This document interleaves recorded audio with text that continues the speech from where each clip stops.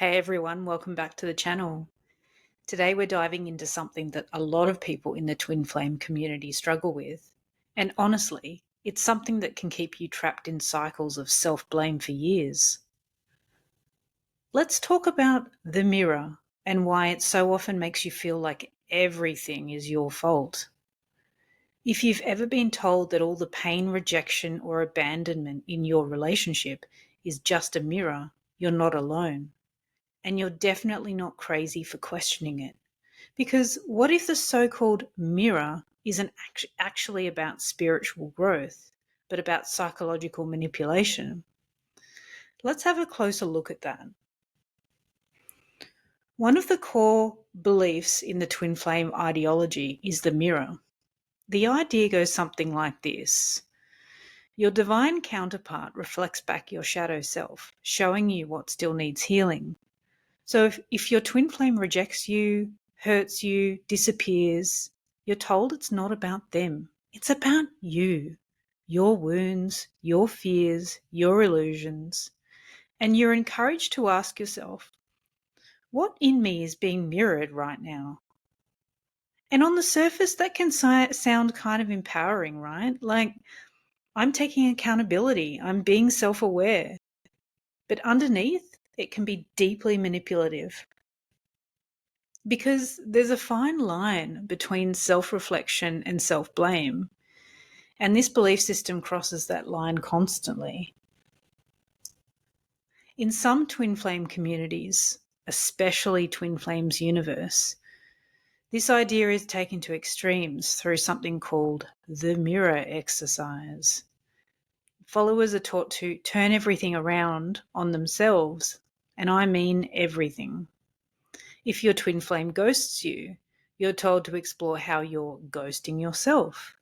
If your cat pees on the carpet, you're told, ask yourself why you're so angry at yourself.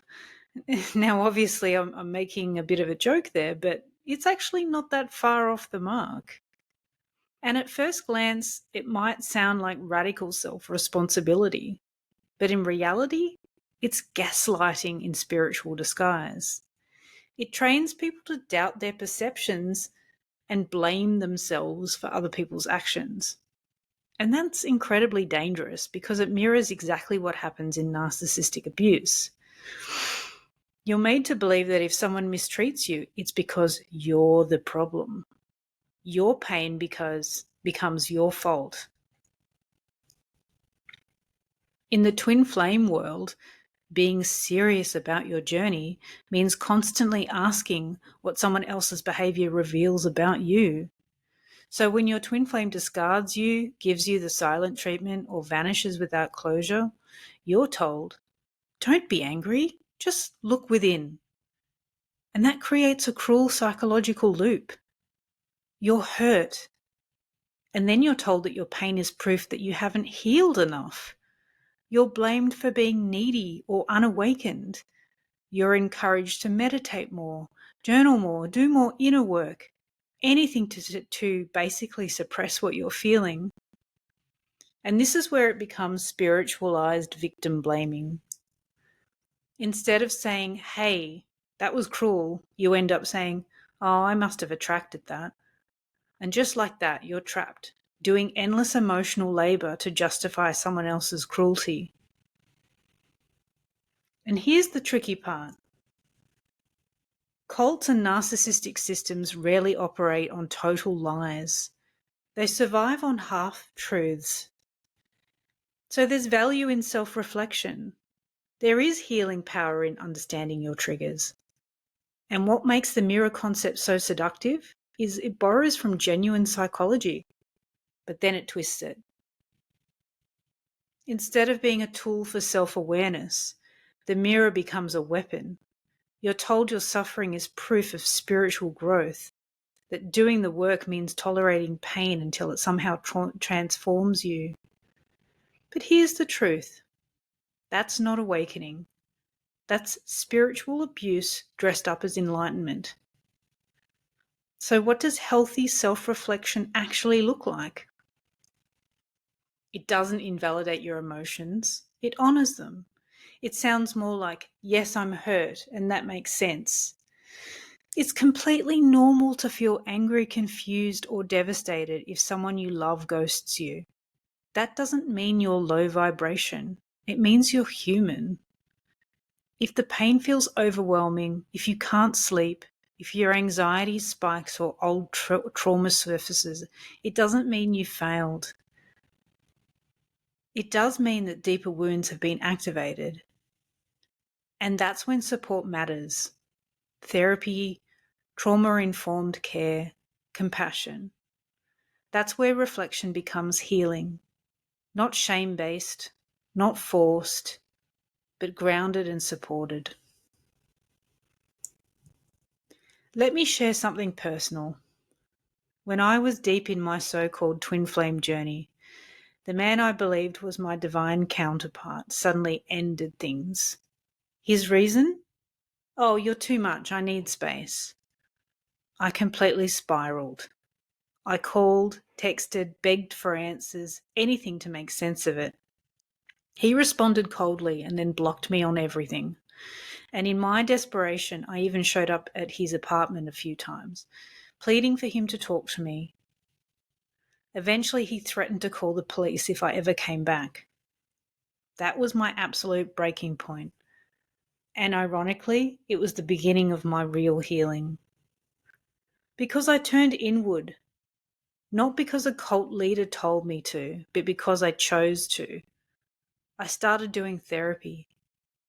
I began unpacking old wounds around abandonment and rejection. It was raw. It was painful. But it was also liberating. That's what true mirror work actually looks like. Voluntary, grounded, supported, not coerced, not shame-based. Looking back, I can see how coercive the twin flame mirror really was. It wasn't about love or growth. It was about control. When everything becomes your fault, you stop holding others accountable. You stop trusting your own intuition. But real healing doesn't require self-punishment. It requires self-compassion. The mirror can be a useful metaphor, and that's the reality. But only when it helps you understand your reactions. When it's used to excuse cruelty, it's not a mirror anymore. It's a trap. And honestly, it wouldn't surprise me if the modern twin flame ideology was created by a narcissist, because it perfectly protects their behavior. So if you've ever found yourself wondering, why does it always feel like my fault? That's your first clue that something is off. True healing doesn't come from blaming yourself. It comes from seeing clearly, feeling deeply, and reclaiming your power. Healthy self-reflection heals. Toxic self-blame harms. And the difference between the two is compassion. Because you were never the problem to begin with. Thank you so much for watching. If this resonated with you, please give it a like and share it with someone who might need to hear this today. And if you've ever been through the twin flame ideology or any kind of spiritual manipulation, I'd love to hear your experience in the comments. Remember, healing doesn't mean taking all the blame. It means coming home to yourself again.